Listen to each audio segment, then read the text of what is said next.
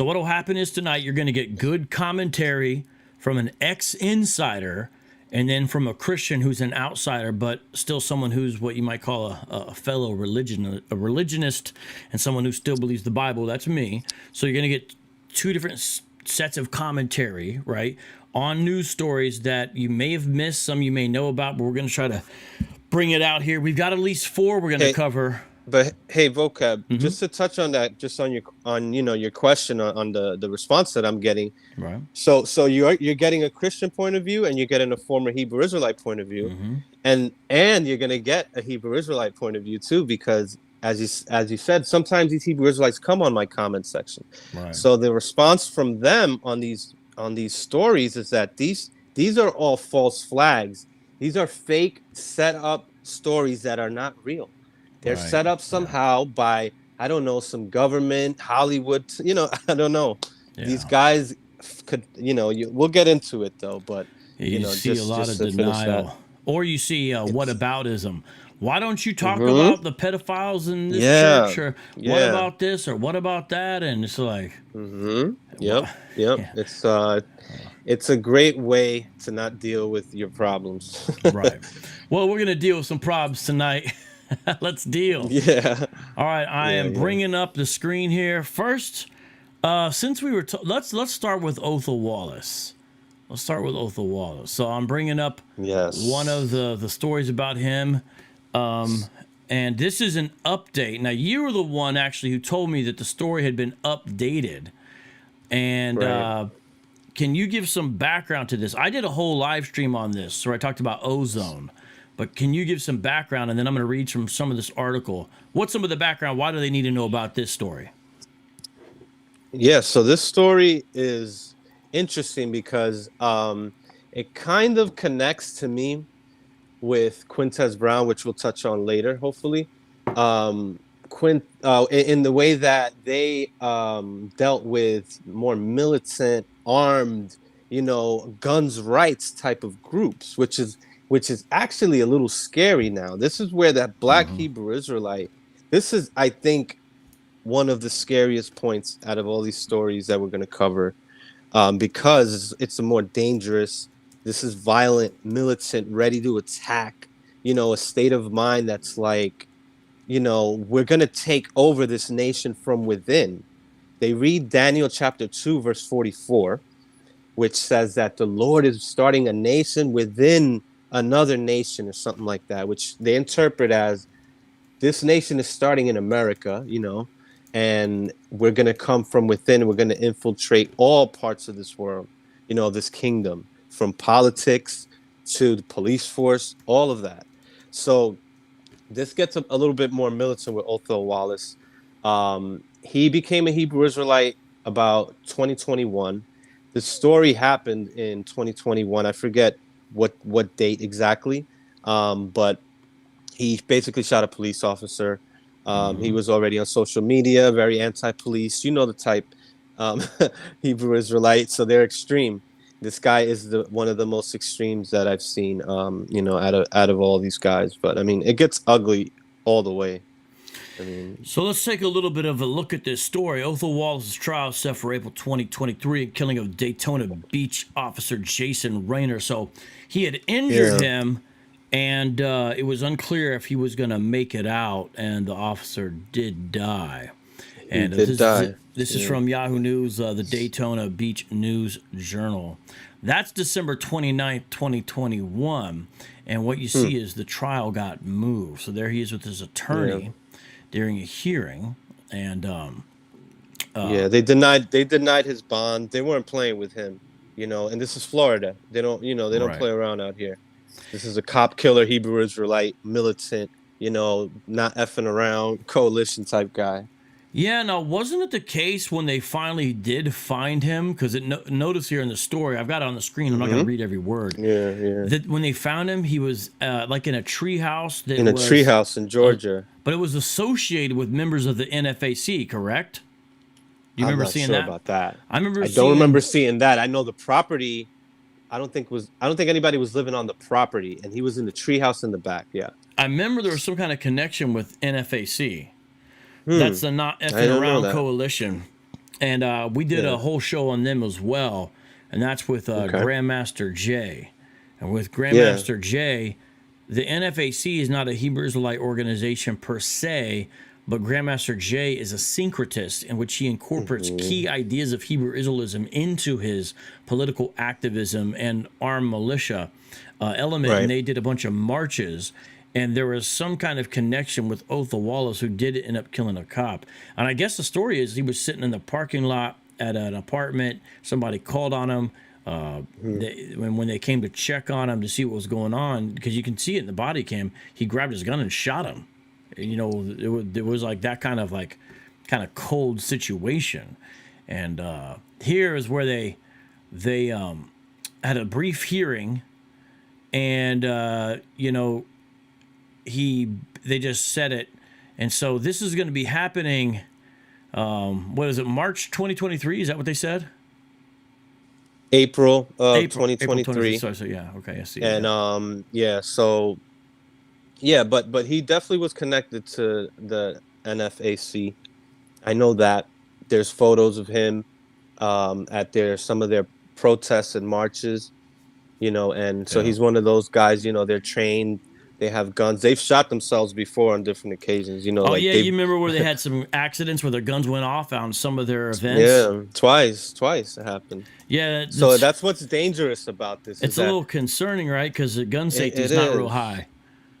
It's not. It's like I don't think some of these guys realize that these things are cults, man. Like this NFAC, this guy just comes off as a cult. Very cultish, you know, and like you said, they add Hebrew Israelite elements. They're very anti-Semitic. You know, that's one of the particular things that people need to realize about Hebrew Israelites also. They hate everybody, more particular white people. Not all of them. There's groups like GLCC and Torah Knights that they'll accept white people in, but you're still an Edomite and you're still on a different level. You're not, you know, first-class citizen in their world.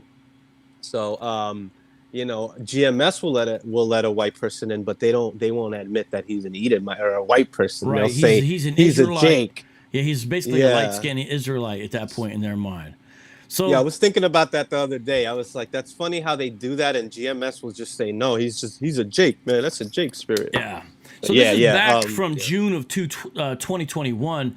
The reason why we're making this the first news story we cover, everybody, is because there's been an update in the story in regards to the trial. That's why we're bringing the first one. This is something I've done a live stream on. In fact, Nate2d2, will one of you please drop the link to the Othel Wallace program that we did? We did a whole show where we go great into detail. In fact, let me tell you what I did on that show. I played clip after clip after clip of his girlfriend, where she was clearly enunciating Hebrew Israelite ideas, and even multiple times, and this includes stuff on social media, declared him to be the king of Israel. And this is something that people are supposed to know. And so you learn a lot from the girlfriend, and I don't know who else played these clips. I didn't see them in any other news outlets. We really went into detail. So if someone could drop that. Vocab. Yeah, I appreciate that video. I watched it the other day.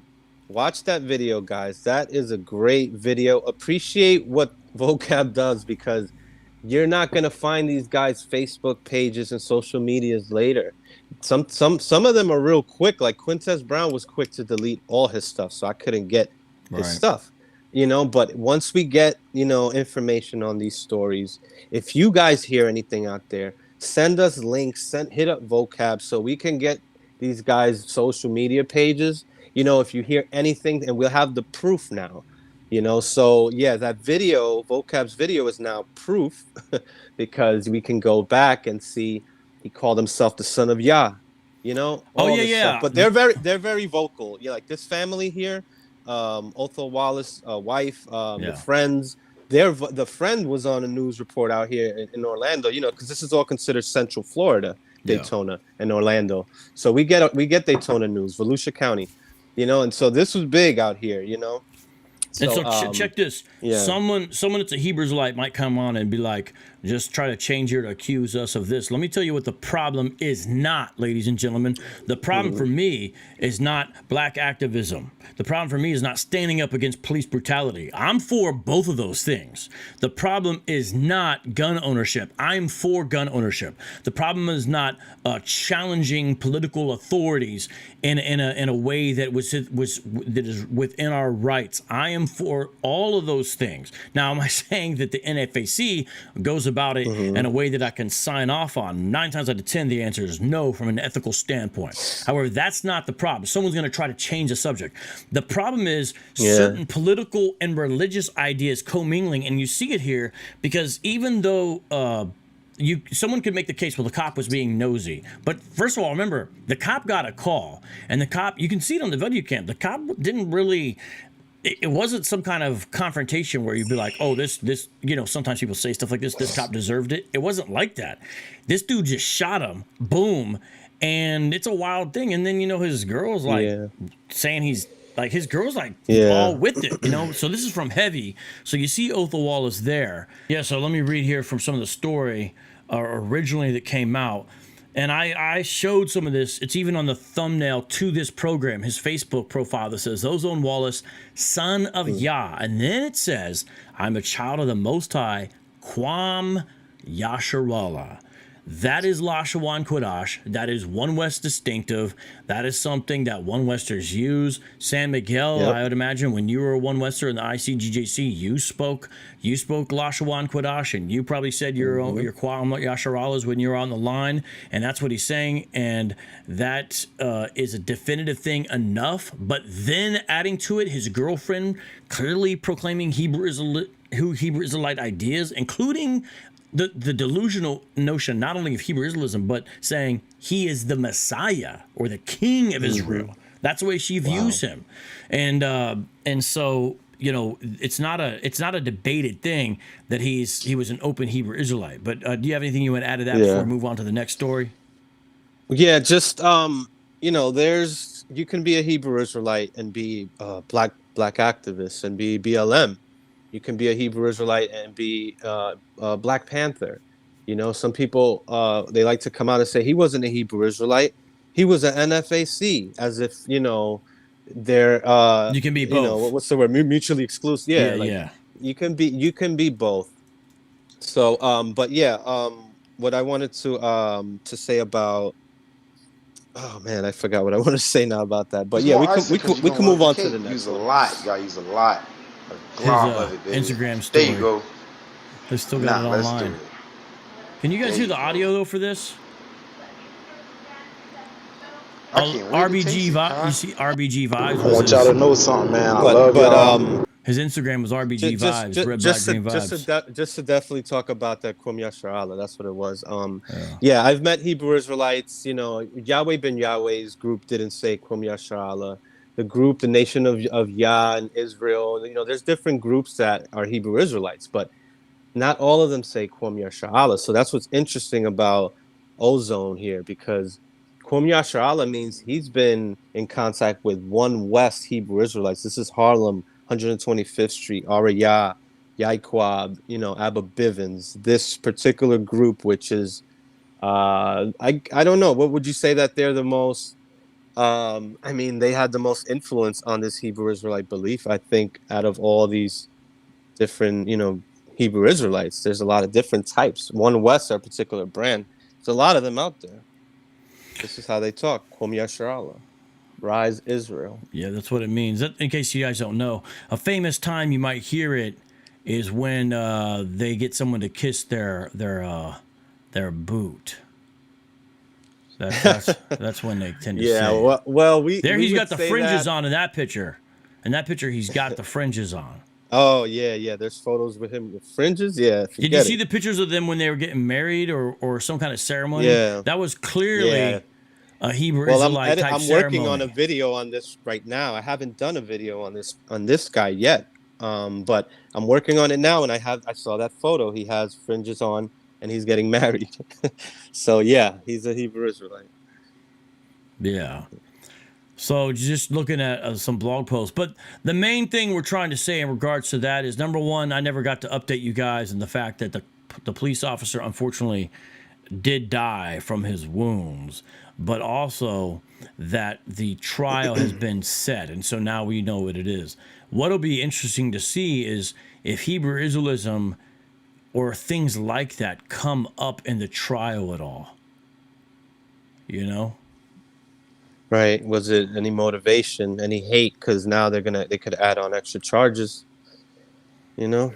Yeah. It's hard to tie those charges in because it's like, I guess it's hard to prove that. You have to actively be saying something about somebody's race while you're doing the crime. Like like the Miami incident with that one homeless guy attacking the Jewish people. Yeah. Which, little side story, little extra bonus story for you guys you can look up. I forget his name. You did something on that. I did something on that too. I'm trying to remember. Yeah, I didn't focus on it too much, but yeah. No.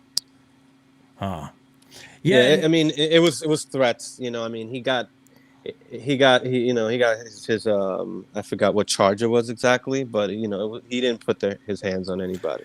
Here's interesting. There's a March 21st podcast that Wallace did, and this is probably the last thing I'll say before we move on to. I wanted to go to Quintez Brown next. Here's a podcast, and this is interesting here. Look at some of the stuff that he says in this podcast, right? And this is with members of the new Black Panther Party. It appears he got kicked out of the NFAC, by the way. But he repeatedly refers to himself and his associates as, quote, children of the Most High God, very Hebrew Israelite language, right? And listen to this. While speaking about an elderly black woman who wore a mask because of COVID-19, he said, quote, they got in our elders' head that the corona is really after them, which is after the pigs and the Edomites anyway, end quote. So the Edomites. Yeah, there you go. Once you start using Edomite language, it's clear. So we're just giving a brief update on the news story, but the reason I'm reading this is because people always doubt the Hebrew Israelism element whenever I bring these out.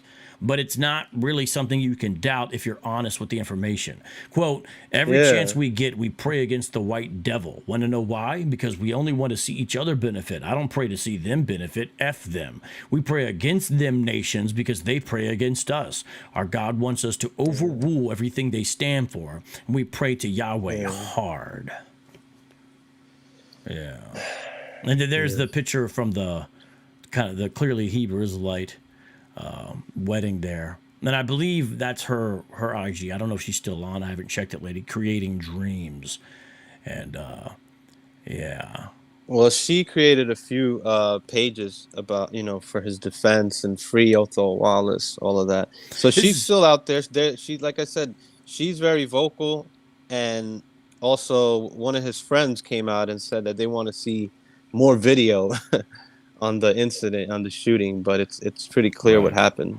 Yeah, he's guilty. You can watch the body cam. I think we played some of it. Hey, check this out. I didn't know this. Yeah. Apparently, the gal followed a bunch of IUIC accounts. Fascinating. Okay. IUIC. Yeah. Okay. Yeah. So there it is. Yeah. The trial set for April 3rd, 2023. So that'll be something for us to look forward to, and so we brought that out. Now. Oh, exactly a year from now. Yeah, let's look at Quintez Brown now, the Quintez Brown situation.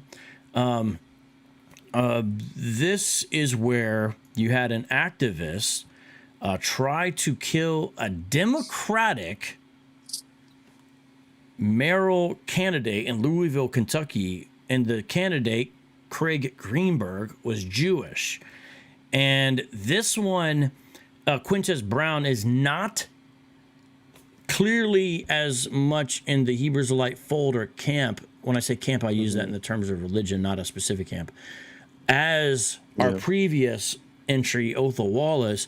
But there's a very fascinating element that relates to NFAC-like elements in the Quintez Brown story. Let me read a little bit about here, because I have covered, as I mentioned, the Otho Wallace before, and I hope you guys could drop that link again.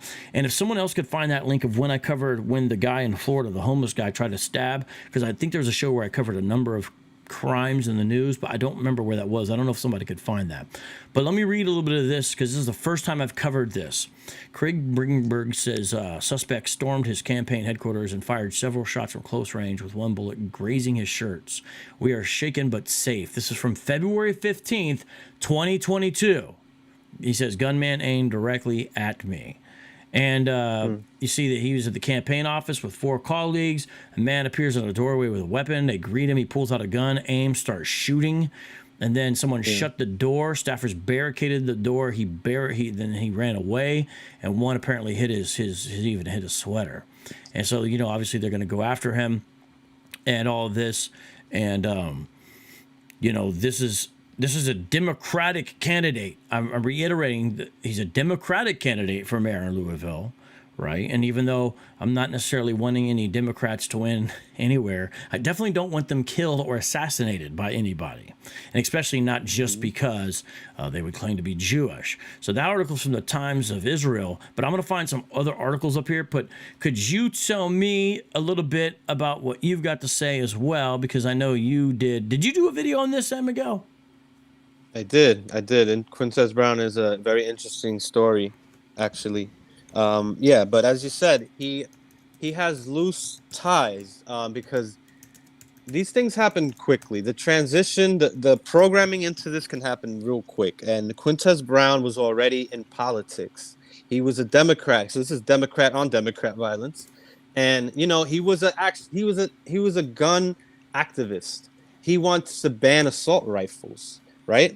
He was interviewed by Joy Reid on MSNBC when he was like 18 because I forgot about that, bro. Yeah, when he was in high school, I believe. He was part of a group. So this guy is very, very he's motivated. He wants to do something. You can tell like he needs to be something good though.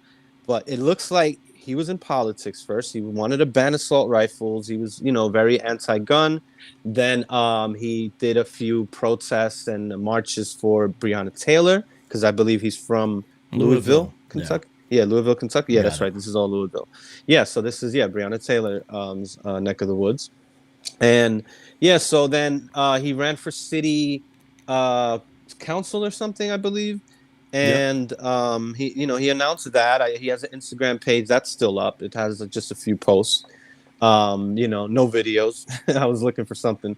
But the connections are you can go online, and the connection to Hebrew Israelites is that so he's BLM all the way, and the connection to Hebrew Israelite though is that now he's meeting, according to the sources from Daily Wire and New York Post, I forgot what else. They say that he has connections to armed forces of Judah. I'm gonna bring up their Facebook. Oh, no. Line of Judah. Line of Judah Armed Forces National Headquarters. I'm bringing up their Facebook page right now, brother. I'm bringing up their Facebook page. Yeah. And let me tell you. So it's not just news sources reported that Quintez Brown, before he tried to assassinate the Jewish Democratic mayoral candidate for Louisville, Kentucky, it's not just news sources that reported it, but some stories, they even got a hold of a spokesperson for the Lion of Judah Armed Forces, and they confirmed that they met. I believe it was even that week. I'm not saying it was that day, but I believe it was that same exact week. They confirmed they had met, and then they condemned the attack. Like said, yeah, we met, but Yes. And so so the point is, I'm bringing up Lion of Judah Armed Forces, which is different than NFAC. So everyone, we expect a lot out of our audience. You got to stay flowing. This is what we do here. And so if you're like, this is too much, well, you're on the wrong channel. We go into details about stuff people don't always talk about.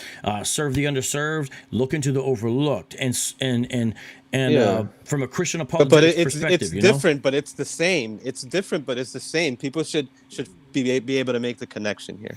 Yeah, and so Lion of Judah Armed Forces, though, is more explicitly Hebrew Israelite. So NFAC has Hebrew Israelism in the mix, but also has New Black Panther Party and other ideas that aren't necessarily tied in with Hebrew Israelism. Lion of Judah is an armed militia of Hebrew Israelites. That is what the group is. You can see it. Why do you think they're called the Lion of Judah? Everybody, that is what they do. It makes sense. It makes sense. That's my understanding. This is interesting, though. Yeah. Nasai Yeah, Nasir yeah. X. That name is clearly not a Hebrew Israelite name. And wait, the national president is a Nation of Islam guy here, looks like. Yeah. Well, this There is you go. news to me. Yeah, I don't This know. is I've brand. This never is heard of brand this new, group before. bro. This is from yesterday. What we're looking at this post with their leader. Yeah. This is from literally yesterday. That's clearly an NOI guy, which is interesting. Lion of Judah, and look, they're saying Shalom here yesterday. Do you see this? And they got Paleo Hebrew on here. Are you seeing this, brother? Yes, I noticed that. I noticed that their leader, just reminded me. I didn't get into them too much. I went on their Instagram just to look for videos of them shooting off rounds, but but I mean, I didn't get into their doctrine, so that's interesting. Look at this. Do you see this? They have the Paleo Hebrew name they have like the Paleo. I believe it's the Paleo Hebrew divine name or whatever.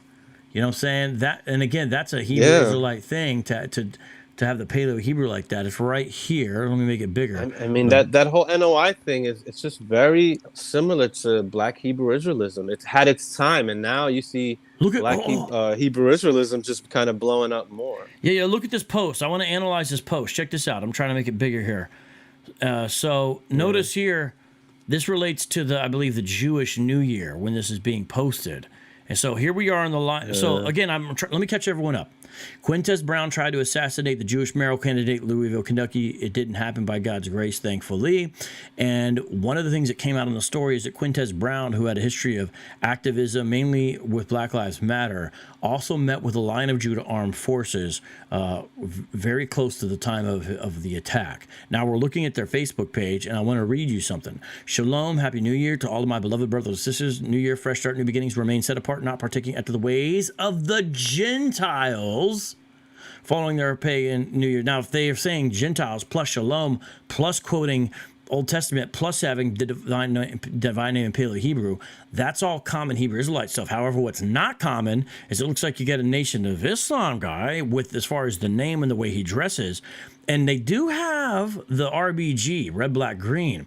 And what we've been seeing here is there's a strange a strange synergy between some of these groups, and some Hebrew Israelism elements are getting into this because historically, a lot of Hebrew Israelites have been relatively non-political, but you're seeing a strange confluence of things happening. And I think Hebrew Israelites have to stop ignoring that it's happening, meaning they'll say, well, we don't do that. Well, some Hebrew Israelites do this kind of thing now. Anyways, go ahead. Yeah, I mean, to say, we don't do that. Or it's like the no true Scotsman fallacy. It's like he's not a true Hebrew Israelite. So this is a no true Hebrew Israelite fallacy is what it is. The no true Israelite fallacy. Mm-hmm. You're saying, because he's talking about, he wears a bow tie or whatever. I don't know. Right. That's what I noticed. I'm like, what's going on? What kind of Hebrew Israelite is this? So I've never heard of this group. So it's interesting. This they did confirm that they met. Mm-hmm. And like I said, this guy was anti-gun. He now all of a sudden he's linking up with this group who's pro-gun. And now he gets a gun and shoots somebody. So it's like, hold on, you're anti-gun, but you're shooting somebody. Yeah. You're anti. You're fighting for guns, or against all these. You want more laws, pretty much.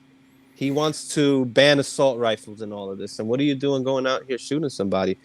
So this ideology is not just talking about being a Black Hebrew Israelite. It's saying we have the right. We need to be armed because we need to be ready for Esau. Like this is craziness. Yeah, look, this is clear Hebrew Israelite stuff. Ancient artifacts showing the existence of the children of Yisrael found in Egypt. I mean, this is on the Lion of Judah Armed Forces National Headquarters Facebook, March 20th. And then earlier it talked about them being a chosen nation. Here we got Yahuwah. Mm-hmm. You see this? Living Creator Yahuwah. That is not Nation of Islam stuff. That's Hebrew Israelite stuff. So again, strange confluence here. Shalom and all power to the chosen nation. You see? And these might be what are called RBG brews. RBG brews are Hebrew Israelites who have an element of Pan-Africanism within their theology that one Westers, for example, would not commonly have. Like Divine Prospect. It's a perfect example. But now, just everyone, I'm not yes, Divine Prospect as far as that, but Divine Prospect I don't think is necessarily. I'm not saying he's down with this kind of stuff, but yeah, that's an example. No. He's not. I wouldn't say he's down with it. I don't know, but he's just different. Like I enjoy watching him. He's different from these. Your typical One West Hebrew Israelite. Look at the name of this song they posted. Yeah. Song name, The True Jews. So I like to make the distinctions because there's a lot of different groups like this that you need to, you don't need to, but it's good to be aware of it and just realize how diverse this is. You can be because now think about this with a Hebrew Israelite, they say this is my nationality. Right. Being a Muslim it's just a religion. So can you be both? I don't know. If you're how Look can you this. Because if you're Israelite, you're supposed to follow the laws. So I don't understand that one too much. This guy's even got the head wrap almost like a Moor. And look at this YouTube. Look at this video he's got here. The Battle of the Gentile Nations. Again, this is how Hebrew Israelites talk. But he's also got the dress of an NOI/Bay guy. A Moor. So here's what's going on. My prediction, and I don't claim to be a prophet, but if I was, you couldn't make fun of my bald head. But check this out. My prediction, and I don't claim to be a prophet, is that you might get smacked by Will Smith. Yeah, exactly. Or mauled by bears. Right, exactly. Is that as Hebrewism grows, these strange syncretisms we're going to see more of, not less of. So we get thrown off, but ladies and gentlemen, don't be surprised if you see more people who mix all these different elements, because as it grows, it can't stay contained within its little One West or non-One West camp containers. It's not going to stay contained, and that shows you contain it. Yeah, it shows you that it's become culturally plausible. It's Hebrew Israelism, the elements of it, has entered into a certain element of the culture's plausibility structure, meaning they find it as a valid way to explain certain things, even if they don't adopt all the ideology, put the law, and do all that kind of stuff. You'll find that this is what's happening more and more, and so you're going to find different groups, factions, individuals, and you'll say, well, I don't get that. You just understand there's going to be more and more of these kind of strange mixtures. That's my prediction, and I think we're seeing it come to pass. Yeah, I mean, just as long as we could get along with these guys, sometimes they can. That's the problem. That's all I care about. I don't mind. You can believe whatever you want if it's harmless. I'd rather people believe in something that's true. But, how can you control that? And it's like, go ahead, you do what you want, but you can't be violent. You can't be out here, shooting people or, based on, you're an Edomite or whatever, or hitting somebody based on that, or just discriminating, saying that this person is less than me. And I find that even when some of these guys are mild, like the GOCCs, which will let Edomites or let white people into their groups, they'll still be on some, we're still better, we're chosen. And it's like, you're allowed, but you're not, you're not like me. You're not at the table, I'm in the inner circle with God or something like that. It's like, I don't know. Talk a little bit more about what you know about the Quintez Brown story, or what you've heard, where else people can find about this. I mean, I don't know. Final thoughts before we move on to the next one. Do you have anything else you want to mention about the Quintez Brown story? Yeah, just to cap this off with Quintez Brown, he's, I mean, I hope I hope, the best for this guy. I don't know when the trial is going to be. He seems like a good dude, I don't know. He seems like he wanted to be an activist, a voice for reason, and this is sad. This is a sad turn of events. He has a lot of friends. He has a lot of people that are pulling through for him. He was bailed out by a Hollywood elite. He was bailed out of jail the next day by Hollywood. Miranda, the Hispanic guy that did Hamlet. He has a lot of connections. I didn't know that. You could look that up. But I know you want to move on to the next one. But I put that up on my video. If you just go to my channel and maybe one of the last 5 videos, you'll see the Quintez Brown story. That's not the title, but you'll see his face on the thumbnail. And it's pretty much just to end it off. He was bailed out. It's very interesting how Hollywood is so willing to bail out, a Democrat because he knew Hollywood through, Barack Obama. He was actually chosen as one of Barack Obama's Brothers Keepers programs. He was like chosen through his school or something. Like Yeah, I this saw guy is that. connected to the Democratic Party. He was big. He was gonna be he was a bright, shining young, He was star. up and Is coming. what he was. Up and coming. This is a sad story. So this is why, the story is as big as it is. It's a lot of elements, but that one element of Hebrew Israelism, mixed with the militia and all of that, it's like this is what, how it ended off. But even 8 months ago, he went missing for a few weeks. There was a search party for him, and they hit the news and everything. And it's like he has some type of mental problems, it seems. That's what they've been saying in the news lately, that he's actually going through something. I don't know I don't know exactly how true that is. But that's what they're saying now. People don't want to give up on him. They're really like behind him. But, I guess I don't know if what happened 8 months ago is tied to some mental problems. But I remember that was another story I found on him. He went missing 8 months ago for a few weeks, and I didn't get there was nothing after they found him. They literally didn't say anything. So I think it's something personal going on with him, so hope for the best for this guy. Let me not move. I'm going to move on, but let me not move on too quick. Let me reiterate how this all ties together. So here's from the dailymail.com, and this is their story. BLM activist Quintez Brown, who was arrested for trying to kill the Jewish mayoral candidate, showed allegiance to anti-Semitic causes, including Line of Judah Armed Forces, on his social media accounts. And they talk about this, and I hate this website on the right. They show, you mentioned Obama.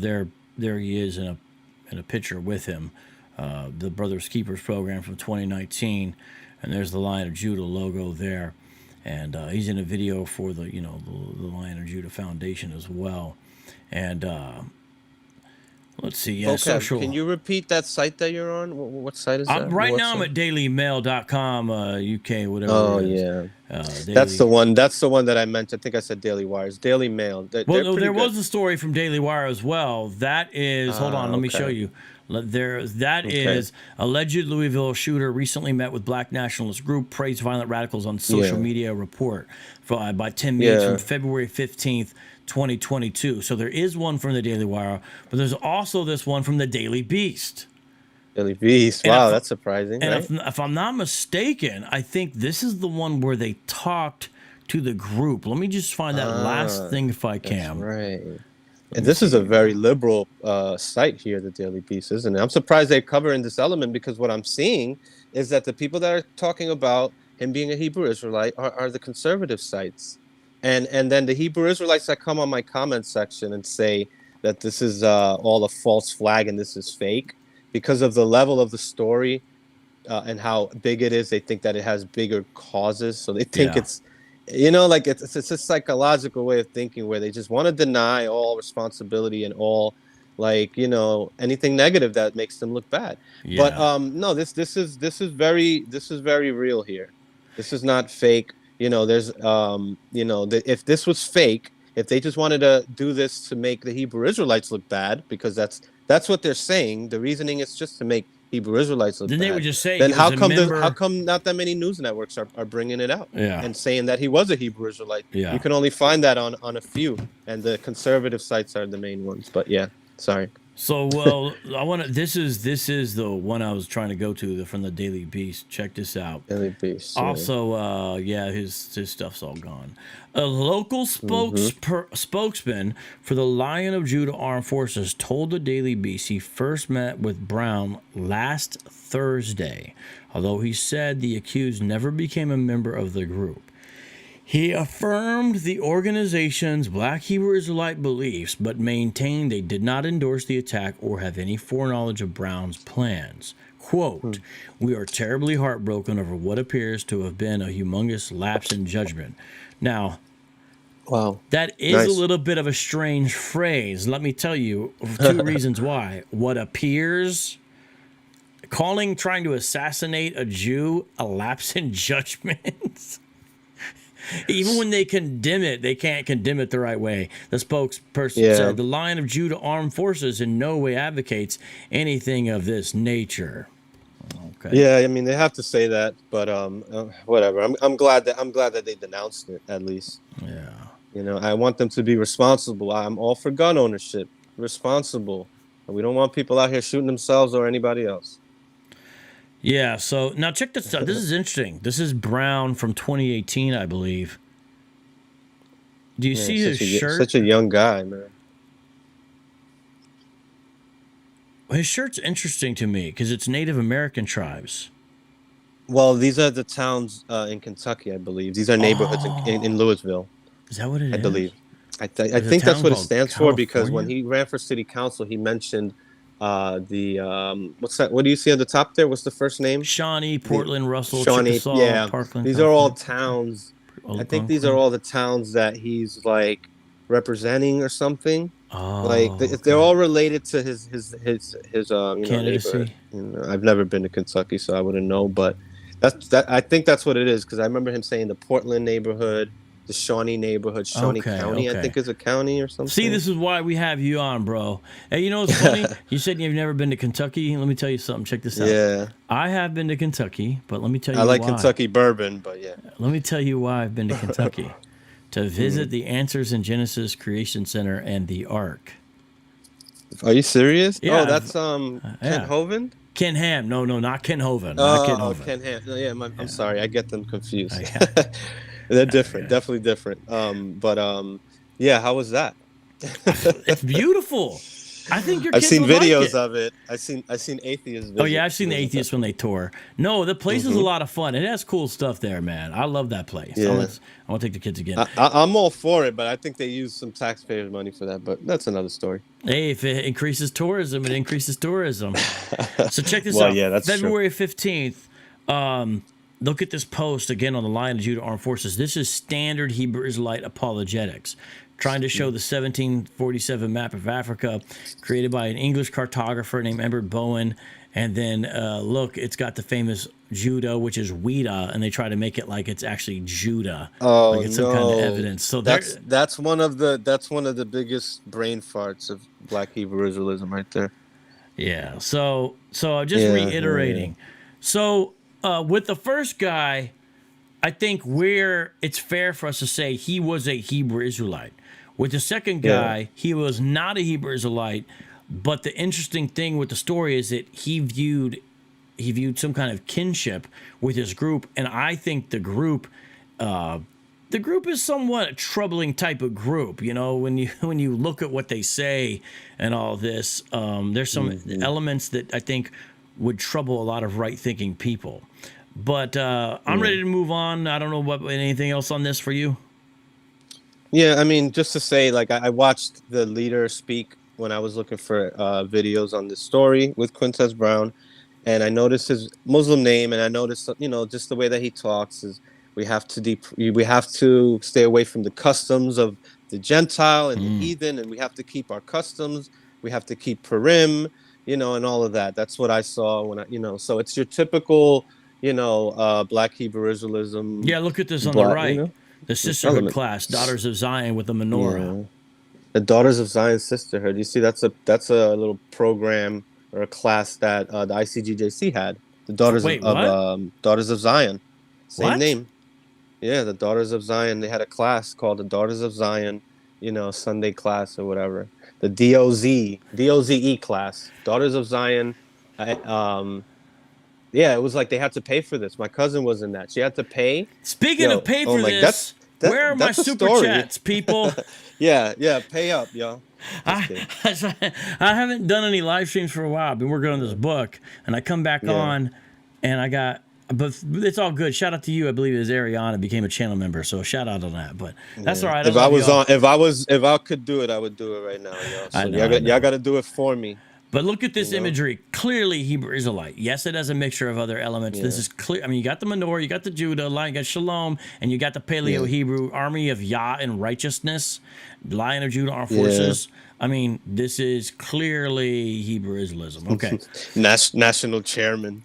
Yeah, let's move on to the next one. Let's go to Wisconsin. You know where we're going to Wisconsin, don't you? For Waukesha. Yep. Probably, I imagine another Native American name. Yep. Daryl Brooks Jr. This is going back a little bit farther, November 24th, 2021. And this is quite a tragic story where the man drove his vehicle through a crowd and killed a bunch of people. And his social media showed that once again, he had sympathies with Hebrew Israelism. We want to comment on the Daryl Brooks Jr. story? Daryl Brooks Jr. I remember this guy. Yeah, I did a very, very long video on this, but yeah, it's similar to well, I wouldn't say it's similar to Quintez Brown, but you know, it doesn't look like he was part of any groups. You know, Right. I don't think he was out here celebrating Hanukkah. I don't know if he was that type of Hebrew Israelite, but people went all on his social media site. I went on there right away. They found his SoundCloud. I forget his name, Flyboy, I think. Yeah, that's it. Yeah, so that's the name he goes by, I think, on all social media pages. There was a Facebook post about, you know, supporting BLM, and I think even, you know, shooting cops, killing cops. He supports that. I think so. I'm not sure, but I know for sure he posted a common Hebrew Israelite, you know, story which cannot be verified. I know Vocab, you tried to look this up. I'm gonna go grab the book. Go ahead, tell the story. I'm gonna grab the book. Yeah. Well, so this is when I was a Hebrew Israelite years ago. You know, I came in before the YouTube era, but after, you know, Facebook started coming out and YouTube and everything, you know, I started seeing, you know, there's these just memes. This is how they get information. This is how a lot of Hebrew Israelites today learn. They learn off the internet. They learn off memes. They don't get books. They don't go to classes. You know, well, some of them do get together and go to classes, but you could be a Hebrew Israelite right over the internet, you know, and join an internet-based Hebrew Israelite group like Torah Nights or something. Like they don't even gather together. So some of these people will be, you know, they'll follow some of the beliefs. But this one in particular is that Hitler believed that the real Jews were black. And there's different stories I heard about Hitler knowing that the real Jews is black. But this particular story was circulating through Facebook that I've seen where Daryl Brooks shared that, you know, there's a guy that said that the end of the world is coming. He told a story. I believe was he connected to Hitler or something? Deshaun Jackson also shared the same story. Remember the Eagles football player? Oh, God. Yeah, I don't know if I ever shared this, but I always thought it was sketchy. I never looked for it, but you said, so the story is that the end of the world is coming. World War III is coming, and it's going to be started because black people in America are going to realize that they are the real Jews, and that the white people stole God's jewelry. Yep. Right. You're hitting all the high notes on the quote. You're doing a really good job on breaking it down because that's exactly what was said. Yeah, because I remember that when I first read it. Jewelry, like jewelry, I don't know. And then towards the end it says that and that's probably what I don't remember about the quote is what it says at the end there. But it's essentially saying that World War III is coming, black people are gonna know that they're the real Jews. And it makes it seem as if these people in other countries in Germany, they make it seem like everybody in the world knows that the real Jews are black. Hebrew Israelites really believe that. So they you know, they believe that these stories are true. These elites, these Hollywood types, they know it. Right, exactly. Yeah, they know it. They put it in the movies. You know, it's like, man, no, they're just looking for something, and it's like, no, this is not even something that you can find. So it's like if you really look, you can't find the origin of the story. So I'm literally looking through right now the book. Look at that. You got the book. Yeah, the whole time you've been talking, I'm re-looking through the same book that they claim is the source of the quote. So yeah, you can actually find, because with what this guy shared didn't even have like a source. Right. But these Hebrew Israelites will push it through and say, no, there's a source. I got it. It's this book. But they never go to the book. Yeah. So you have it. So this is the book. It's a Time Life book, simply called The Nazis, World War II. Right. Here's the cover of it. and here's the back of it. And I bought it. They're gonna say you bought that because you're a Nazi. Yeah, exactly. Someone's going to take a screenshot of that. The page, whenever there's a source listed, which is very rare for there to be a page, when it is listed, it's usually this page right here. Let me switch on my screen. I want everyone to see this real quick. But when you don't see vocab, what you don't know is that they took out the page for you, vocab. You wouldn't know that though. Oh God. Yeah, well, that's how they're gonna get around it. They took out the page. That's what happened. They didn't want the truth to get out. You cut out. I can't hear you.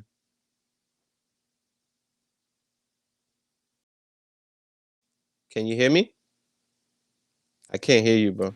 Hold on, just give me a second. Okay. Oh, there you go. This is the page that's usually listed if there is a page that's ever listed. Frequently, it's not. It's this page right here, and if you notice, it's got anti-Jewish propaganda. And sorry, and I can read you the text that is on here, just so you can see. And by the way, you look at the page numbers, and they're all consistent. Everyone, it goes 130, 132, 133, 131. Goebbels and Hitler personally appraised a new German movie when the Fuhrer complained that films espousing the Nazi line were too scarce. Goebbels rushed a pair of anti-Semitic pictures into production. And one segment of a Nazi instructional film, right, the genetic heritage of the Jews is purportedly traced to Oriental, Negro, Near Asian, and Hamitic peoples. Hence, the film concludes the Jew is a bastard.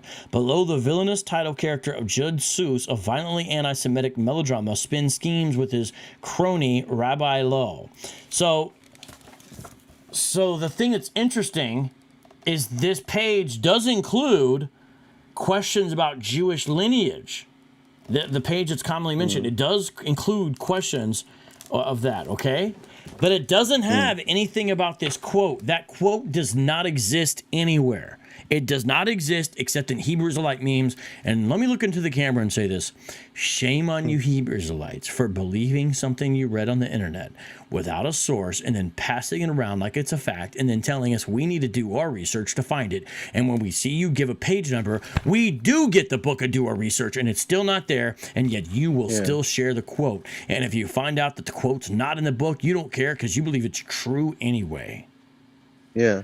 They'll actually go to a level of just absurdity and say that what happened, vocab, is that, see, they knew that page was in there since we started talking about it, and they went to the publishing, and now they got the page removed. But then who has the book with the page? How did you verify that story was actually true? You read it online, and it just confirmed your belief, and, you've shared it. And this is what this guy, Donnell, or whatever, I keep saying Donnell Jones. Daryl Brooks Jr. Daryl Brooks Jr. Yeah. Daryl Brooks Jr. This guy, this is what he did. He just shared it. He's not going to go out there and verify these things. They just believe it. So this is not. We just seen it now. It's not there. No doubt. Who started this is what I want to know. How does this start? Well, I mean, it shows straight up. Straight lie. There's a willingness in Hebrew Israelite polemics and apologetics to straight up fabricate, lie, and make stuff up. Like where Kelly Richardson or Boom Church, Brown Majors, whoever, made up a scholar named Richard Katz. They will literally make up and lie in order to protect their belief. Shout out to But you think they believe those lies? Like the person who started, like who would want to start a lie and say, yeah, I'm going to start this lie so people could just come into the truth anyways? I think there's a pragmatic element. I think they view it as a lie in service of the truth. Mm-hmm. I think, and so they're kind of okay with that. That's crazy. So I know people could create like false memories, but that's going the extra step. Sorry. No. I mean, it's hard to know the psychology, and that's why this is a troubling religion, because it takes unstable people and destabilizes them further. And this religion of Hebrew Israelism takes stable people and destabilizes them. So that's why it's a dangerous ideology. Check this out. We got a super chat from Burnt Toast Space Girlfriend. Shout out to you. Let me read your comment. Last time we talked about natives getting called mongrels. Since then, I've insisted that they call me Auntie Tomahawk. All right. Well, that was a funny thing to want to make a super chat for. And shout out to my man, Mr. Phil Fox, says Tribe of Gad in the house. That's my man, Phil Fox, good brother right there. And he gave an endorsement in the book. And then we do have a couple of Hebrew Israelites. Hebrew Israelites. I just want to read a quote. Shabbat shalom, y'all. Well, shalom. Hey. Let's see here. Let's see. Check this out. Let's see where to go here. There's one I wanted to read here. Where to go? Oh yeah, I like this right here. Hold on. Oh yeah, you can't run forever. None of this rhetoric will save you, heathens. Shalom. Let's check it out. Don't you see and realize you can't run forever? That what we're doing is showing that, by the Hitler quote, for example, that the evidence given for Hebrew Israelism is bunk 9 times out of 10, and sometimes even more than that. And so what we're showing is, you're saying this, but there's no evidence for your foundational claim.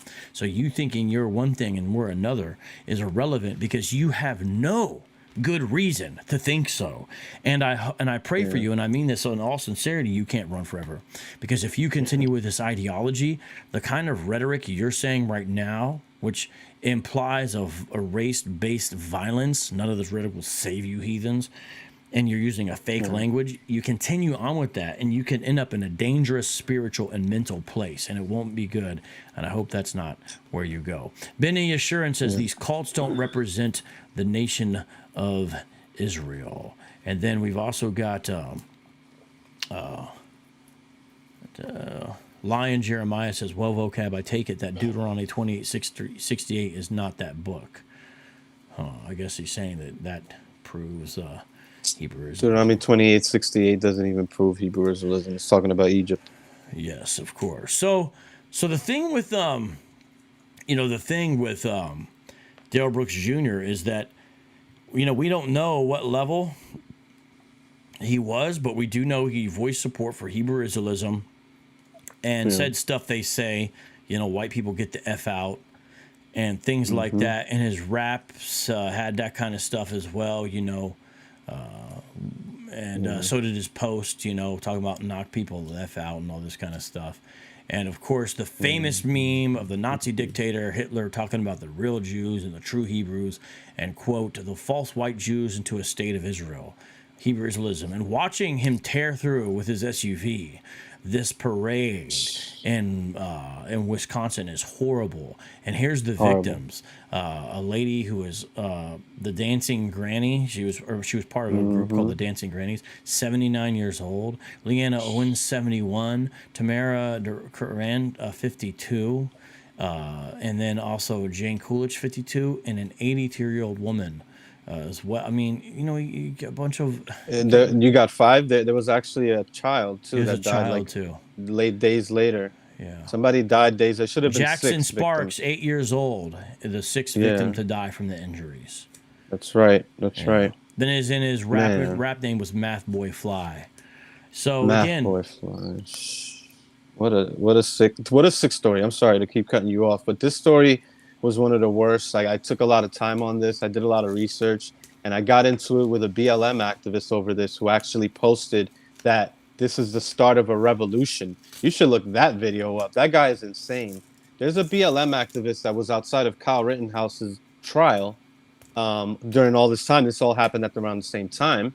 What town was that again with Kyle Rittenhouse? I forget. It's close to this. Yeah, it's close to Waukesha. And so this BLM guy came out, and I didn't see a lot of backlash to this, but he's one of the leaders out in Wisconsin. And he said that this is the beginning of the revolution. This incident here where this crazy maniac ran over, and killed 6 people because they were all white. And this guy is an anti-white BLM protester, pretty much. And now we come to the last and the worst story. Well, gosh, I'm saying the worst, but how do we measure that? Two of the 3 we just read involved murder, and another one involved attempted murder. I guess just because it's the most recent and current. I mean, I don't even know. It's because a child is involved, though, with this story we're about to go to. But I mean, they're all despicable. And this is all horrible stories. And I know this is the worst of the worst, and this is not representative of all Hebrew Israelites out there. And that's not what we're trying to say, by covering these stories. But we just want to be aware of what's going on in the community. This is scary. Yeah, so here is the story we're going to take a look at here. Man, why is it... Man gets 22 years for marrying sexually abusing minor girl. Houston Chronicle, March 4th, 2022. I'm going to read this story. Stephen Carty was sentenced to 22 years in prison for the offense of aggravated sexual assault of a child and sexual assault of a child. I'm going to read it now. Sugarland's Stephen Carty, 52, has been sentenced to 22 years in prison for sexually assaulting a minor girl, the Fort Bend County Sheriff's Office said in a Friday release. The defendant was arrested by the Sheriff's Office in 2017. When put to question, Carty, then 47, claimed he had married the 13-year-old girl based on his religious practices. The case was tried before 400th District Court presiding judge Tamika Carter. Carty was sentenced on February 22nd to 22 years and 20 years for the offense of aggravated sexual assault of a child and sexual assault of a child, respectively. He will serve both sentences concurrently in the Texas Department of Criminal Justice Institutional Division. Carty's co-defendant, Cherry Payton, was also charged with sexual abuse, and her trial will take place later this spring. Payton, 44, is the girl's mother. She was arrested and charged with endangering a child by allowing the marriage. Carty and Payton identify as Hebrew Israelites, African Americans who believe they are descendants of ancient Israelites. The marriage took place when the girl was 13. The child and the defendant had been living under the purported covenant for nearly a year, according to evidence presented by prosecutors Sharon Thompson and Jessica Ramos. In Texas, when a 47-year-old man engages in sexual acts with a 13-year-old, it's crime, even if he insists on calling it a covenant, said Thompson. This case was about getting justice for a child who was convinced that the abuse she endured was her religious obligation. The defendant wanted to make this case about his religious beliefs, and that was never the issue. Carty was convicted for what he did, not for his claimed beliefs. And by the way, I want to show this. Understand, that means, so the man convinces the child she's a Hebrew Israelite, and part of Hebrew Israelite culture, he convinces her, is for girls to marry, be of marriageable age as soon as they have their period and not have a choice about it. And so she is under the assumption she's under an obligation to this man, and the man and the woman claim to be Hebrew Israelites. The situation came to light when the child victim revealed during a routine doctor's visit that she was married and sexually active. Police were notified on June 5th, 2017 by Child Protective Services. It was a powerful moment in the courtroom when the child victim gave her a victim impact statement after her abuser was sentenced, said Ramos. She thanked the jury for their service at the end of her statement, echoing a hall of our gratitude for their time and attention to this case. Now 19 years old, the girl is living with an adoptive family and doing well, according to defense counsel Tyrone Moncrief. Thompson and Ramos praised the Fort Bend County Sheriff's Detective Don Welch and expressed gratitude for the Children's Advocacy Center, Child Advocates of Fort Bend, for their therapy services for children in cases involving child victims. All adults in our society have a duty to protect and nurture children and not take advantage of them, said District Attorney Brian Middleton. I applaud this child for her strength and resilience as she continues to recover from the crimes committed against her, and hope she has a bright future ahead. Aggravated sexual assault is a first-degree felony punishable by 5 to 99 years or life in prison and a fine up to $10,000. Reading this for the other individual-type Hebrew Israelites who might get weird ideas if you're in Texas. Sexual assault of a child is a second-degree felony punishable by 2 to 20 years in prison. Both offenses require the judge or the defendant to register as a sex offender for the rest of his or her life. Again, Houston Chronicle, and you can find it in other places as well. Stephen Carty, March 4th, 2022. San Miguel, let you comment here, my friend. All right, Stephen Carty. Yeah, just recently did a video on him. So is he 47 or what does it say, 42? He's 47. I believe he's 47 now. Yeah, 47. So the girl was 14 when everything was found out. He's been sexually abusing her since she was 13. and it's abuse because she's underage.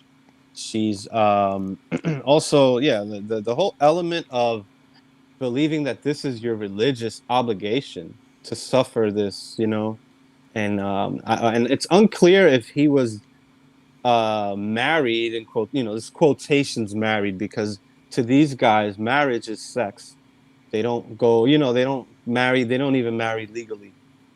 On paper, they don't have usually they don't have weddings. And some of these groups, they'll perform weddings, but this doesn't seem like that type of guy. A lot of these Israelites, what they'll do is just they'll get a girlfriend, and once they consummate the marriage or whatever, lay down, they say this is now, you're my wife, you can't leave me. And this happens a lot, but to an underage girl, this is one of the worst. It's hard to say which one is the worst, but this is definitely up there. It's bad. Her life is ruined. He got this happened last year, so but this recently, March 4th, was when he now pled guilty. I'm sorry, this happened. The trial started in 2017. That's right. This is an old story.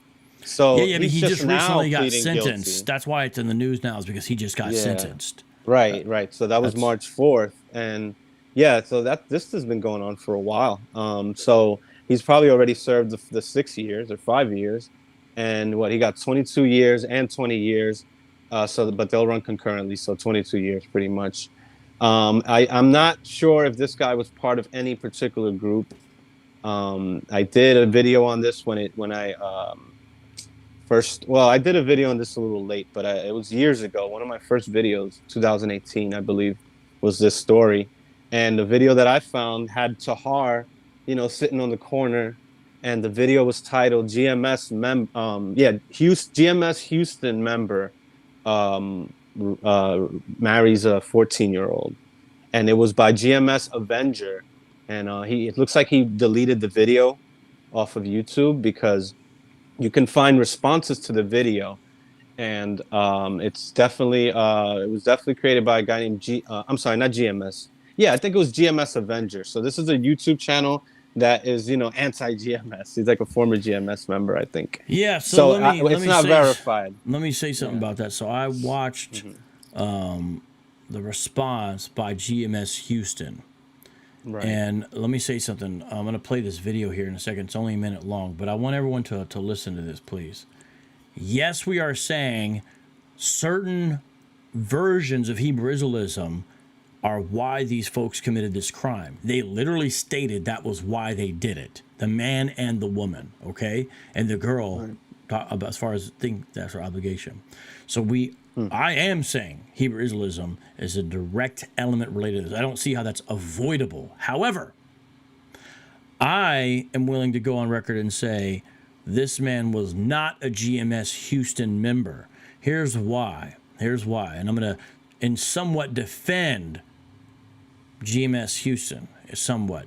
Now, the reason why someone might make that assumption or leap is because GMS's leaders are on record saying it is lawful to marry girls as soon as they have their first period, and even advocates something that's sometimes called the rape doctrine, which they say is derived from biblical principles. I don't agree with that, but their interpretation is that if someone's unmarried, you can grab them, seize them, have sex with them, and then you're married to them.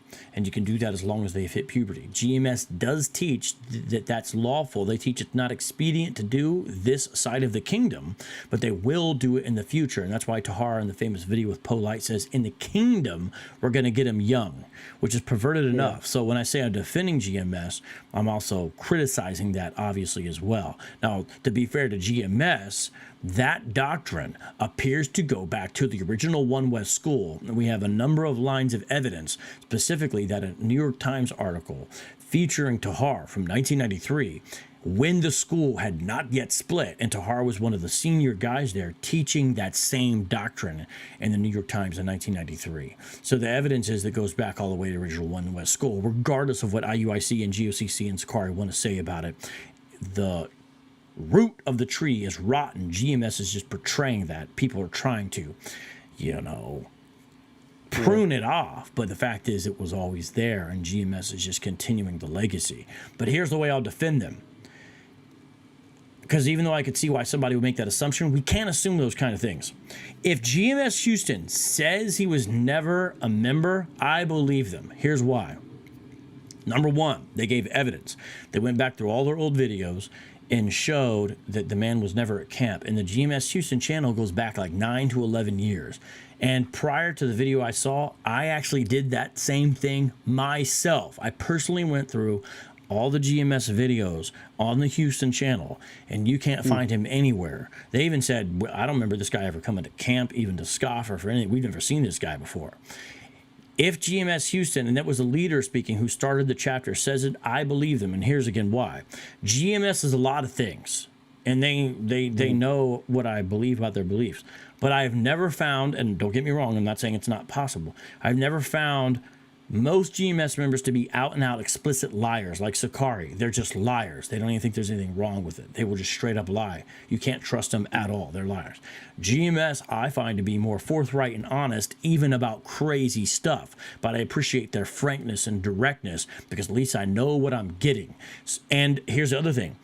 Not only does he say it and he's the leader, not only does the evidence show it, you can't find him in the videos. Thirdly, when GMS has had people associated with them in the past, even though they got upset with me for pointing out that at one time they were affiliated with them, they did admit that the person was affiliated with them. Here's what I mean. Austin Smith, part of the Phoenix camp here, called Yahweh Servants. Yahweh Servants is a breakoff from GMS Phoenix, and they used to be associated with GMS LA. I brought out a number of videos about Austin Smith, who killed some of his own camp. He killed one of his camp buddies and tried to kill his leader and murdered his wife/girlfriend and 2 of his daughters. Horrible mass murder here right in Phoenix. And I dealt with Austin Smith on the corner. So, you know, I'm not acting like I'm a saint, but this is dangerous work, bro. You go out there and you're dealing with someone who later on is going to kill his family. And he says it was because it was according to the laws of God. That's what Austin Smith said. You can find this. When I brought out that video, yes, GMS was upset at me for, oh, he's trying to slander us. They did say, though, he was in the camp, but we kicked him out. And it's true. I looked into it. You can even find the videos where they talk about kicking him out because they called him a bug out. And they gave the reasons. They said, these guys are carrying guns to camp. They're all about this and that. And GMS is not for that.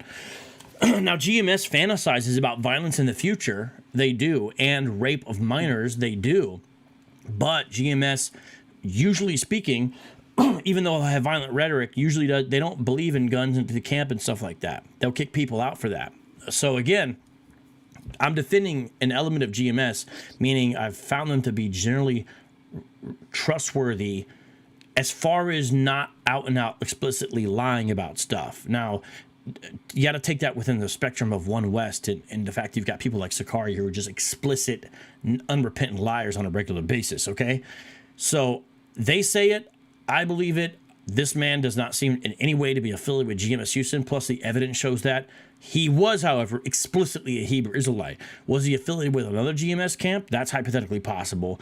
Because I've also heard the rumors from various sources, but without evidence, I'm not going to just believe a rumor and just slander them in that way. And I know you're saying the same thing too. But he clearly was a Hebrew Israelite. It appears he might have been doing his own thing.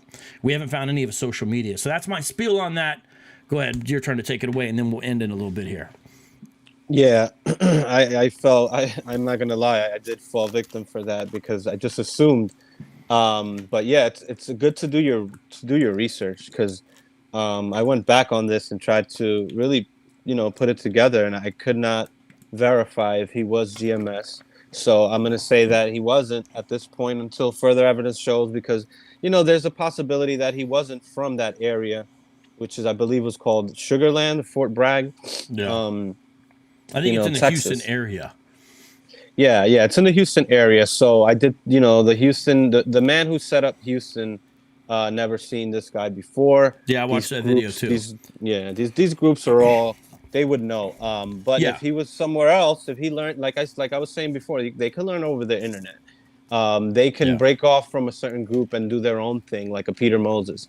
They can, join the group and then move. So, I don't know if he was from Houston. Maybe he learned from another group. If GMS finds out later, I don't know if they'll want to bring that out anyways. They would not. If they found out later, they wouldn't bring it up. They wouldn't bring it up, but they yeah. won't deny it if you find it. Yeah, that'd be my theory. And I understand that. Yeah. Right. So I met GMS Houston, everybody. There's a video that has a guy like this, a Hebrew Israelite, and there's two guys and I'm talking to him, and it's called Vocab Makes GMS Think. And if you watch the video, there's nothing. There's really nothing contentious in it, and the reason is when I met GMS Houston, they were super cool. They didn't act or talk crazy. We had a decent conversation, and I always tell any video editor I'm working with, I say, look, these guys, they argued with me in good faith, and what I mean by that is they argued out and out. We disagreed, but they didn't act wild. And then I didn't see them post anything crazy about the encounter. When they do that, I'm under no interest in trying to sort of hype up the encounter, like, destroys, scares, runs off, that. I just say, look, let's present it respectable and chill. So it's just called Vocab Makes GMS Think, and we had a really good dialogue. And so, again, I'm a polemicist. I'm against these groups, but I try to give credit where credit is due. And I'll get along and talk to anybody, regardless of crazy stuff they believe, because, I'm praying for them. I care about them. And GMS Houston, I don't have anything bad to say about other than their doctrine is horrible. You know what I'm saying? But as far as the way they treated me and all that stuff, okay. Now, again, GMS does hold to a rape doctrine. Okay, so, sometimes when I compliment groups, people get scared. But don't get scared. That's scary, and the fact that they some of these guys might deal with minors too, like, come on, man, that's crazy. Now, but it's an interesting issue. So I think when we look at sexual morals and ethics, everybody should recognize there has to be a period that is too young in a person's life. But what is that? The Bible does not say. And so I was going to bring this up, Vocab. I'm glad you did. That's true. But even in Western society, San Miguel, there's not there's not a across the board agreement. And if you know about American history, there are times where Americans married much younger, and even in European history, and I'm just using that as an example because of the Western civilization aspect. And so, there is an element of cultural differences here, but but at the same time, child marriage is not something present or prominent in Scripture. Whereas, like Muhammad, for example, he did marry a 6-year-old girl. Jesus, 6 years old. Yeah, Aisha was 6, and they consummated when she was 9. And the Hadith even says she was still playing with her dolls when he came and got her. And so, this is, in fact, the Quran allows, according to the laws, if you read it and understand it, because it talks about when her bride basically has her period at first. It's crazy, but the point is, you can actually even divorce your child brides. If you look, and there's debates amongst Islamic scholars, but David Wood has some good videos on this. The point is, in that part of the world, there's no that's right, how it always was. But it's what is the absolute right answer? I think most of us, we understand, okay, sexual morality, there should be an element of age, but what exactly is it? But with that being said, that's not a defense for anything we do, even though there's differences between states, differences between cultures, because at the same time, regardless of what your opinion is, like the Bible is for obeying the laws of the land that don't violate God's law. And unless, you Hebrews want to, that are into this kind of thing, want to show us some rule that says you must marry 13-year-olds or something like that, then you don't have a right to do this kind of thing. And let's end with this, brother. Isn't it the case that Tazadakia messed around with some child brides? Your old leader? Oh, that's right. Do you know anything about that? Tazadakia himself. Don't you know? It was never confirmed, so I got to put that out there. But, the story is from one witness, which is his Tazadakia's baby mom's, pretty much, or his wife, as they say in the cult, Nisha. So I met Nisha. This person is she has so much information. She's been damaged by this guy. But, she's the one that knows that this guy, and I know who these women are because these are daughters of ranking men in the cult that are still in there, as far as I know. These are very, trusted members and people that used to be alongside Tazadakia, the cameraman. One of his daughters is what they call a holy woman. The holy woman is a rank that was created, as Tazadakia would do, create ranks at whim, for, supposedly, for Tazadakia to teach these two women and at a young age, and they're supposed to bring in like a bunch of believers in the future or something like that.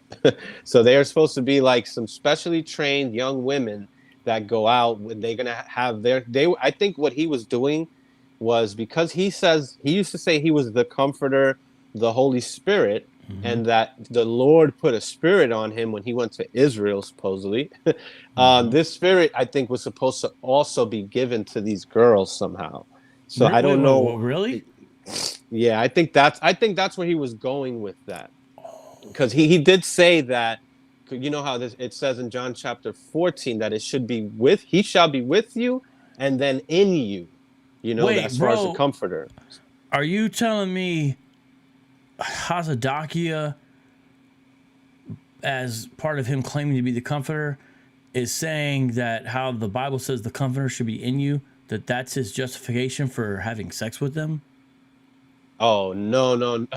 Because you said be in you. And... No. In the member. Yeah, no. I see where you're going with that. But no. What I mean is that the spirit was going to be with you, and then it shall be in you. So that's crazy that you said that. Because I wasn't going that way. The spirit was supposed to be in everybody. So somehow it was going to get to everybody. But he was always saying how he needs to personally teach. And it has to be like he wanted to start a school and charge money and charge tuition for classes. And he said one of the classes was going to be laying on of hands. He was going to teach the spiritual power of healing, which he didn't even have. Yeah, because he died of coronavirus. I mean, like he never showed proof of that, and he was saying that he was going to teach it. And it's like, because I think he tried to show proof. But the member never recovered. It was just like, sometimes things go into remission, and he had a video where he announced that he was a comforter, just a side note. And he said that he healed somebody was like testifying for that. But anyways, yeah. So these girls were like personal like students. And Nisha said that one time he went downstairs where she was like forbidden to go in certain parts of the house in certain time, because he would be with them. And he said that he had got up she said that she was coming down the stairs into a room where the lights were dim, and he was with one of the holy women, and she comes down, and he like jumps up with his belt loose, trying to hold up his pants, running, to her to close I don't know, to push her away or something. Yeah, I don't know. But yeah, it was I've also heard from some other former members who were much more, no offense, higher ranking than you ever were. Oh, snap. And then they told me other things that they saw. For example, one event that was supposed to be one of the religious festivals, but it was kind of disguised as the marriage between him and these young girls, and some other stuff that seemed to confirm that. But yeah. Shout out to Aaron Larson for the super chat, and I'm just teasing you, Miguel. I'm glad you didn't get too high of a rank. And shout out to Acadia as well for the super chats. But that's all I got, man. Tell people one more time how to find your stuff, and then let me tell everybody what's up tomorrow. I'm going to be on BK Apologist channel. Also, if you're a Patreon supporter, we got our exclusive hangout tomorrow. Don't miss that. And I'm going to try to sneak in one other thing on this channel. And I got a premiere coming up, which is an audio sermon in the morning. So while you're getting ready for church and all that, on Micah chapter 5, called The Sole Source of Peace. So look for all that, and be sure to order the book. Even though it drops this Friday, if you order it now on Amazon, you can actually get it earlier. And I encourage everyone to order it as soon as you can this week. Here's why. We have just become #1 in new releases in the category of evangelism, and number 24 in the overall category. If we push it enough this week, we could actually get higher, crack the top 10 in the evangelism category, which I know it's only one category, but it's still kind of cool to be #1 on Amazon on anything. So praise God for that. But go ahead, San Miguel. What you got, bro?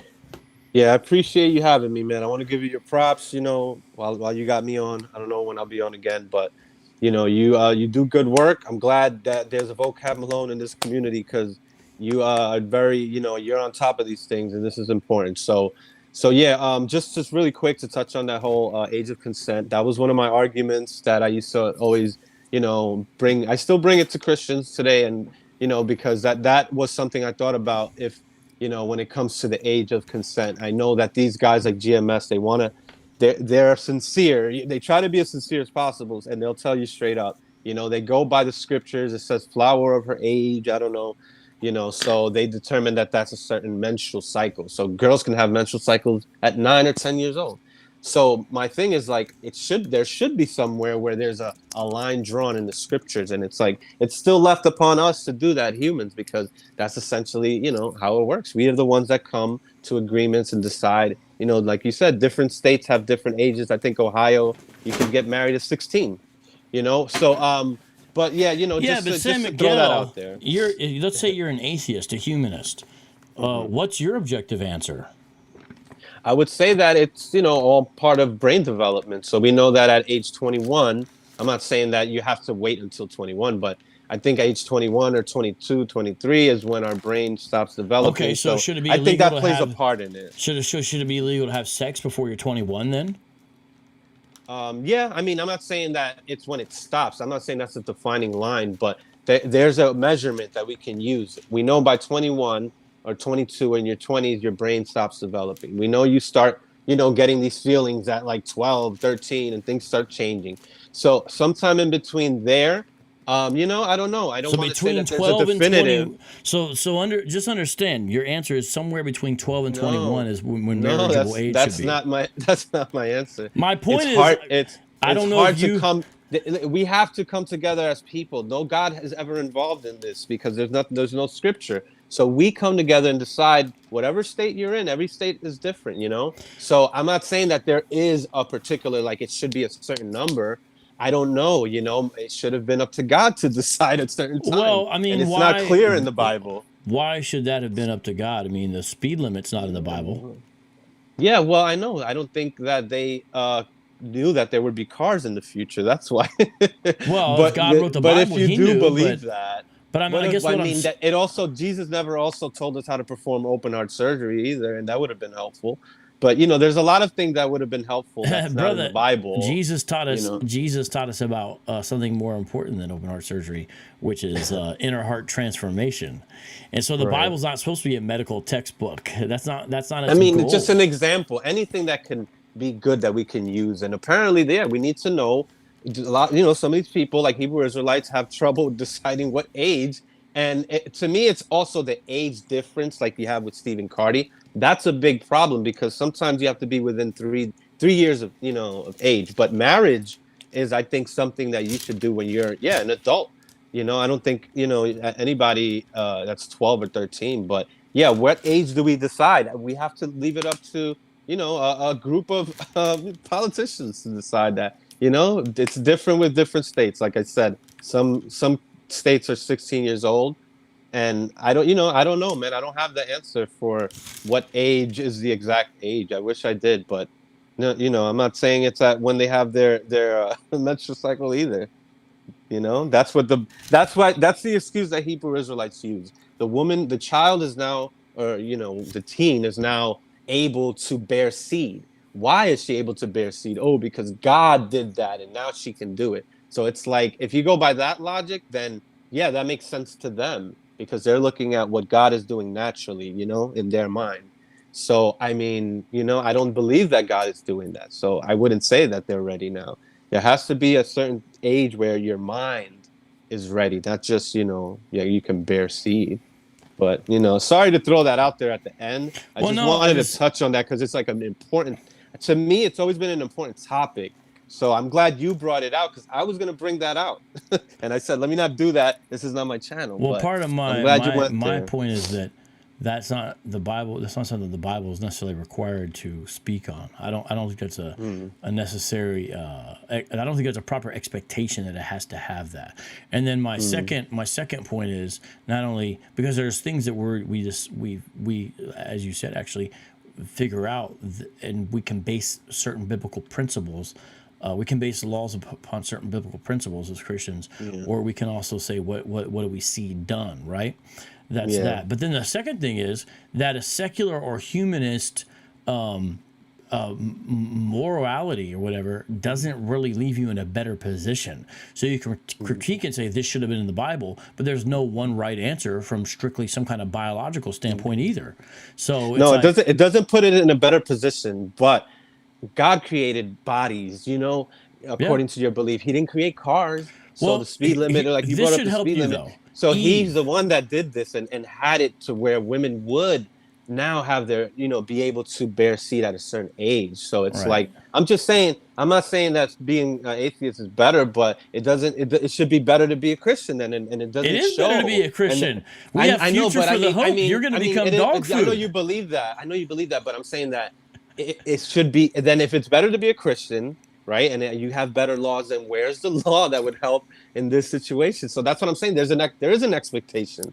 You're saying that I shouldn't have an expectation, or I shouldn't, put up God to an expectation and then say he failed. But I think that it just warrants that I just have to lead to think that, I have to assume that if there was a God and he did care about these issues, that this is important. Look what happened here, but I don't know, man. I don't want to get into it with you, Vocab. You got me started all late. It's I don't mind, but I think when you look into the issue, the other thing is the King James Version is problematic here. And that's why if you look at almost any other translation, this phrase that they misunderstand about, in the KJV, it says, if she passed the flower of her age, that's not in other translations. And so I don't even think they're not understanding it properly. It could be just a misinterpretation because, like, Hebrew Israelites, they all have their private interpretations of stuff, and I realized I have to go back and learn the Bible the right way. Before I decided, like, I don't believe it, I actually went into what Christians believe. I listen to you, Vocab, so I understand the arguments. I try to relate. And I still have my belief, but what you were touching on there with the flower of her age, they also use another scripture that says, it talks about the flowers, if the flowers be upon him, this is all KJV stuff too. So that's why they say that. Oh, that's literally talking about the menstrual, it's blood. Flowers be upon has to be something physical, because another rebuttal to that is the flower of her age just means maturity. Yeah, that's so what it's like. I believe that is what it means, and it's not that she's had her first period. The Bible knows how to talk about periods because it's in the Old Testament law. So this phrase that's in English, "past the flower of a youth," is I don't think there's any evidence at all. Especially if you look at other translations, that's why they don't like the ESV. The 1 Corinthians 7:36. If anyone thinks that he is not behaving properly towards his betrothed, if his passions are strong, and it has to be, let him do as he wishes. Let them marry. It is not sin. That's what it says. In the King James Version, it says, but if any man think that he behaveth himself uncomely toward his virgin, if she pass the flower of her age, and need so require, let him do what he will. He sinneth not, let them marry. To be frank with you, the KJV translation is inferior there, because it's a little confusing. So like the Berean translated is at, she is beyond her youth, and they ought to marry. So the question, it has something to do perhaps with the age, but the question is, it's talking about her being older or mature. But the idea of her first period, I don't think that's in there at all. The Bible knows how to talk about periods. It could say that if it wanted to. But it's just like an excuse for them to justify super young marriage. They'll say, oh, well, the Hebrews married younger. We don't know exactly the ages of people getting married. But in societies where people live shorter ages, younger marriage, especially on the female side, was somewhat of a common thing, even in American history. But, these guys justifying it almost with 9 or 10-year-olds is troubling, to say the least, especially to want to desire it. It's hard to even imagine. But, okay. Yeah. Strange place to end, but let's end there. Yeah. I didn't mean to do that at the end there. I don't mind going back and forth like that with you. We agree on a lot. But, I don't mind doing that. That's cool. But good. Thank you for having me. San Miguel TV, you know where to find me, YouTube. I'll just close it off with that. Appreciate you, Vocab. Hey, no doubt, man. I appreciate that as well. Shout out to the live chat, everybody up in here. Thank you very much for joining. You guys have a beautiful night, and I'll talk to y'all later, and we're going to jam out here. Peace.